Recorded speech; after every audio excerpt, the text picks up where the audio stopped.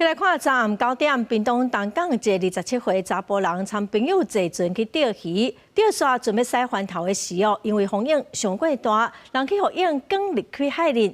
今仔早起已经找到人，也毋过哦，已经过往了。 消防人员驶着树林船，今仔早起继续超找。昨下暗9点，东港安检所外海发生钓客落海事件。消防接到通报了后，出动东港分队甲第3大队。同船的有2位钓客安全上岸，另外1位查甫人无找到，一直到今仔早起。 早起9点40，救援人员把遗体搬起来岸边。死者是一名姓严的27岁查甫，本身是高雄人，伊是和另外2名熟识钓客做伙坐波特船对东港岸边出海海钓。下暗要回头时，因为海上变化大，这名姓严的查甫人被海影拍落去海里。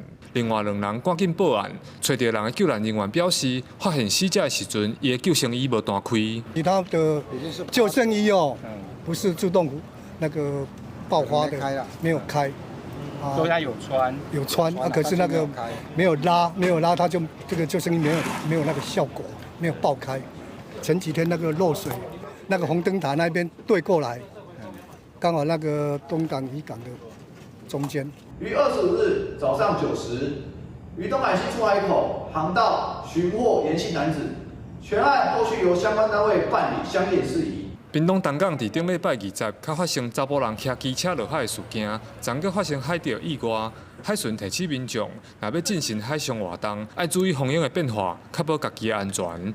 记者柯明哲，屏东报道。